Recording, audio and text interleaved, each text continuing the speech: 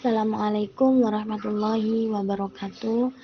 Kami dari kelompok 2 akan mempresentasikan tentang metode, instrumen, dan alat analisis data dalam analisis teknis dan teknologi.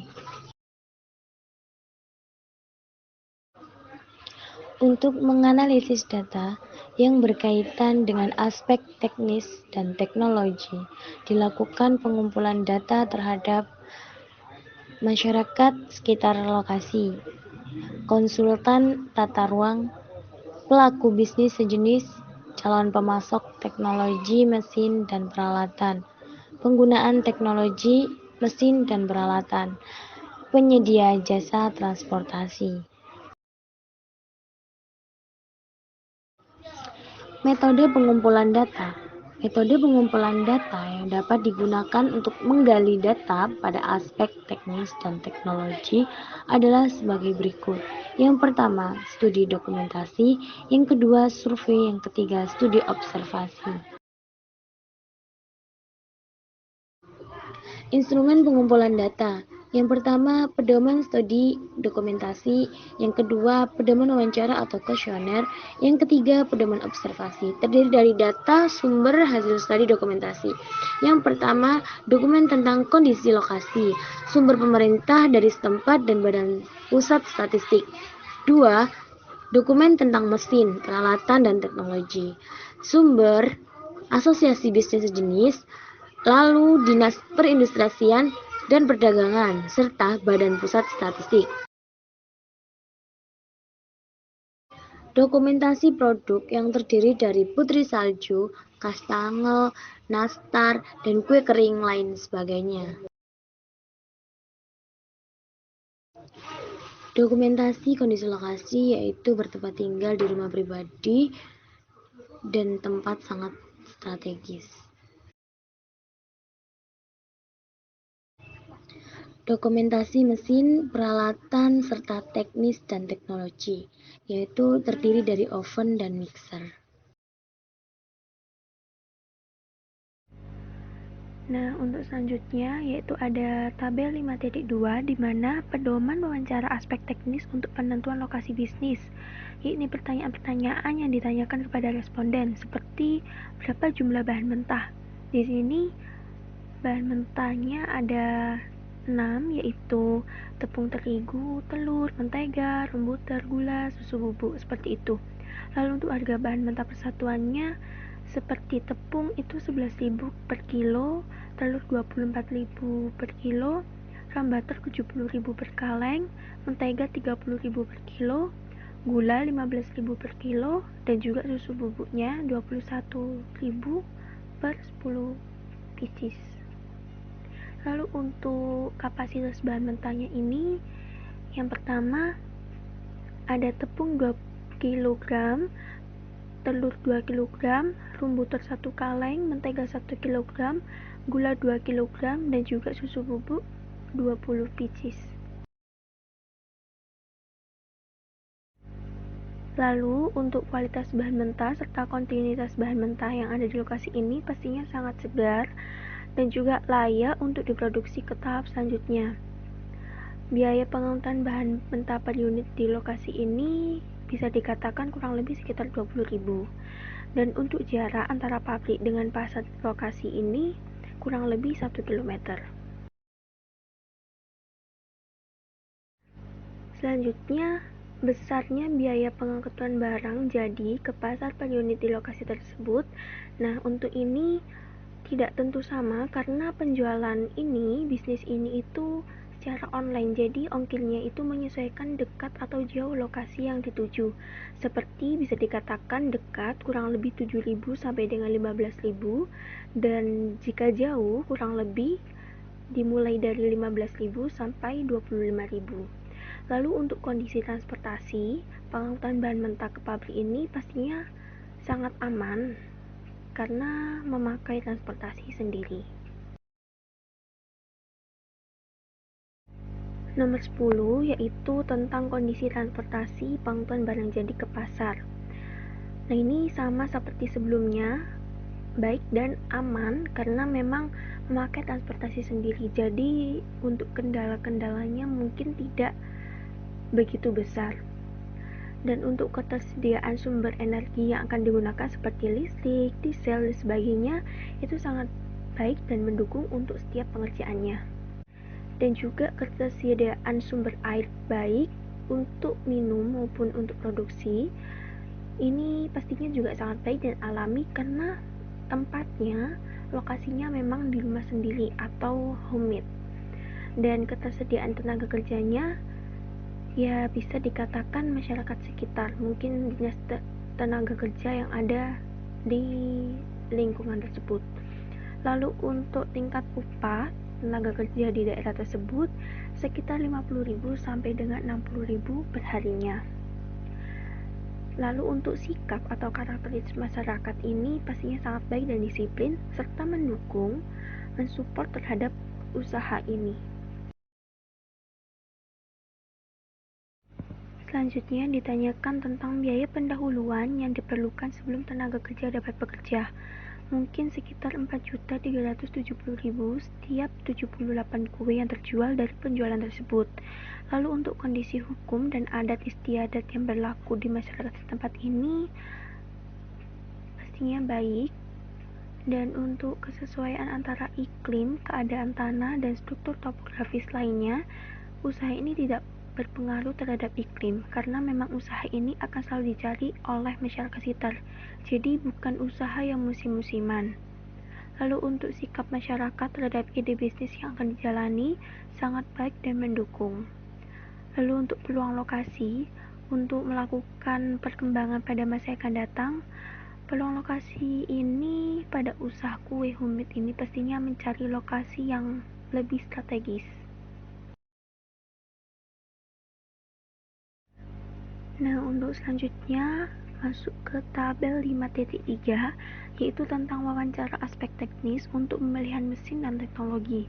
Yang pertama, teknologi apa sih yang paling mutakhir dalam kaitan dengan bisnis yang akan dijalankan? Mungkin teknologi yang umum pada sekarang ini yaitu seperti kompor, oven, dan teknologi yang lebih canggih saat ini.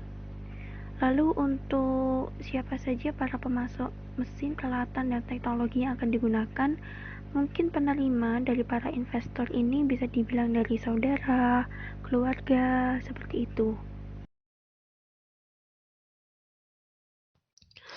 Selanjutnya yaitu nomor 3.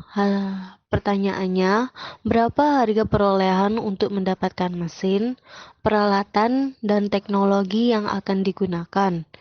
Yaitu berupa harga beli, biaya transportasi, biaya pemasangan, biaya uji coba, biaya pelatihan penggunaan. Untuk responden, yaitu pengguna mesin peralatan dan teknologi yang sudah ada atau pemasok teknologi. Hasil wawancara yaitu biaya beli sebesar 300.000 dan biaya transport sebesar 30.000. Untuk biaya pemasangan, biaya uji coba, dan biaya pelatihan yaitu 0 atau tidak ada. Selanjutnya nomor 4 yaitu bagaimana kemampuan atau kelebihan mesin, peralatan, dan teknologi yang akan digunakan. Untuk responden yaitu pengguna mesin, peralatan, dan teknologi yang sudah ada atau pemasok teknologi. Hasil wawancaranya yaitu kemampuan yang dimiliki standar.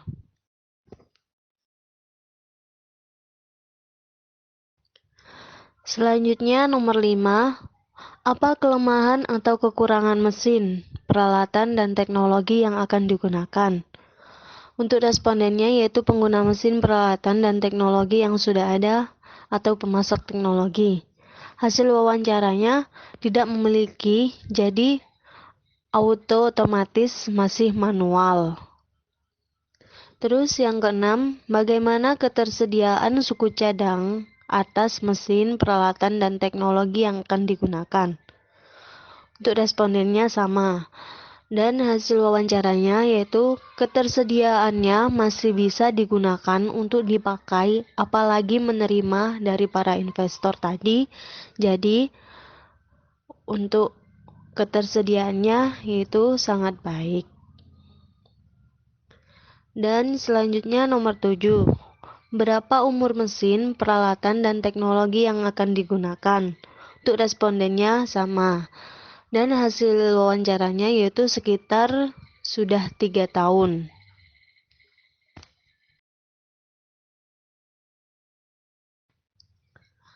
Selanjutnya nomor 8. Bagaimana laju perkembangan teknologi pada masa yang akan datang? Respondennya yaitu pengguna mesin, peralatan, dan teknologi yang sudah ada atau pemasok teknologi. Untuk hasil wawancaranya, dari segi teknologi pasti sudah dipastikan akan semakin berkembang dengan baik dari teknologi mesin maupun yang lainnya. Untuk pertanyaan nomor 9 yaitu bagaimana tingkat keberhasilan pemakaian teknologi di tempat lain? Untuk respondennya sama yang sebelumnya.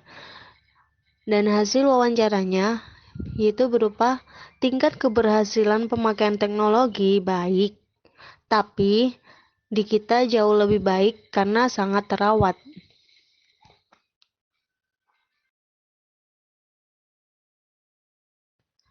Selanjutnya ada tabel 5.4 atau pedoman wawancara aspek teknis untuk penentuan layout.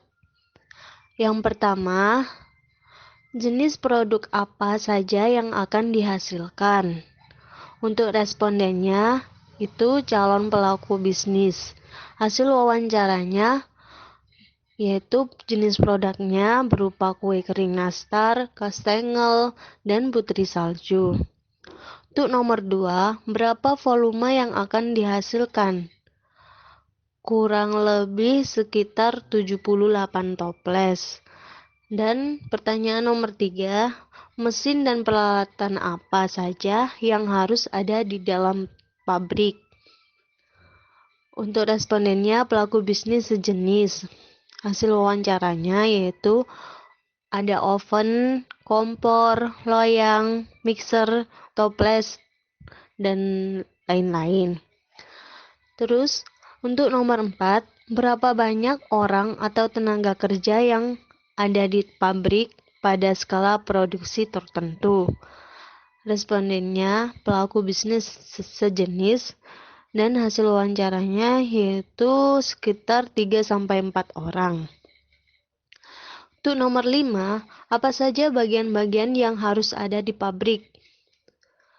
Untuk respondennya masih sama, dan hasil wawancaranya yaitu bagian yang harus ada di pabrik berupa oven, kompor, loyang, mixer, dan toples.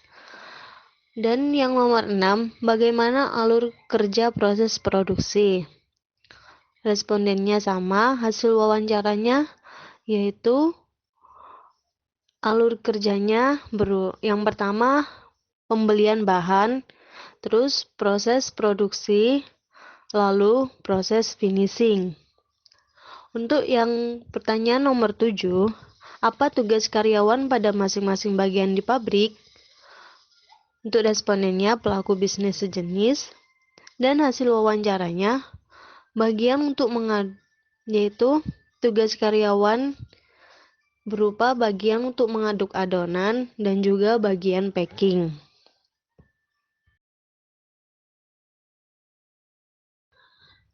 Selanjutnya yaitu pertanyaan nomor 8. Bahan apa saja yang diperlukan untuk proses produksi? Untuk bahannya yaitu bahan-bahan mentah, lalu ada oven, kompor, mixer, dan toples. Pertanyaan nomor 9, jenis barang apa yang ada di pabrik yang memiliki resiko tinggi atau mudah terbakar, beracun, bau menyengat, atau mudah rusak? Untuk bahan yang beresiko yaitu berupa kompor dan mixer. Untuk kompor mungkin bisa mudah terbakar jika kita tidak menggunakan dengan baik, sedangkan mixer mungkin akan mudah rusak kalau tidak dilakukan perawatan yang seharusnya. Terus, pertanyaan nomor 10, peralatan apa saja yang ada di dalam kantor? Peralatan yang ada di dalam kantor yaitu berupa oven, kompor, loyang, mixer, dan toples. Pertanyaan nomor 11, berapa banyak orang yang ada di kantor? Yaitu sekitar 3-4 orang yang ada di kantor. Pertanyaan nomor 12, apa saja bagian-bagian yang harus ada di kantor? Untuk bagian yang harus ada di kantor, yaitu bagian untuk mengaduk adonan dan juga bagian packing.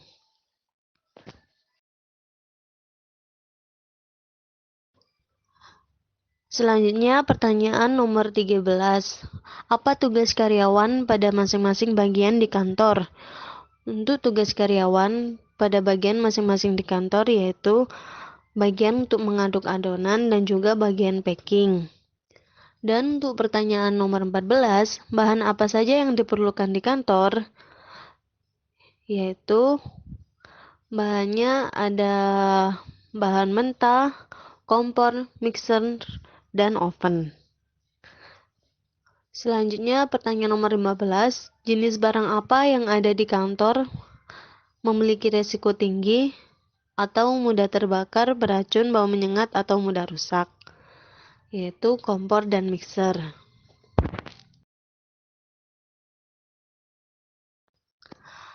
Selanjutnya adalah tabel 5.5, yaitu pedoman observasi aspek teknis dan teknologi.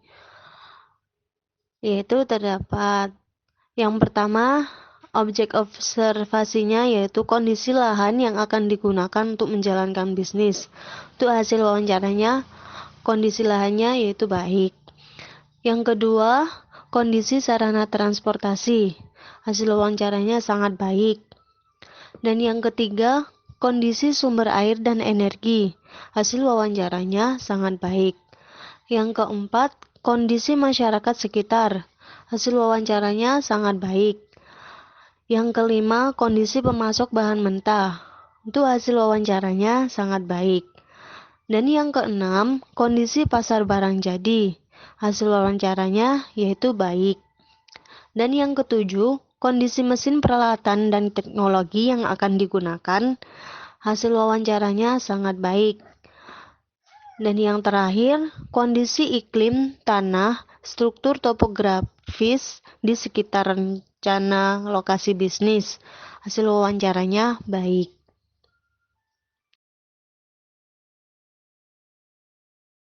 Dalam menentukan lokasi yang sangat penting dalam pembisnis, namun tidak semua pembisnis memiliki dana yang cukup untuk menyewa lokasi atau tempat yang strategis. Ada banyak home industry yang memanfaatkan tempat tinggalnya menjadi rumah untuk memproduksi jualannya.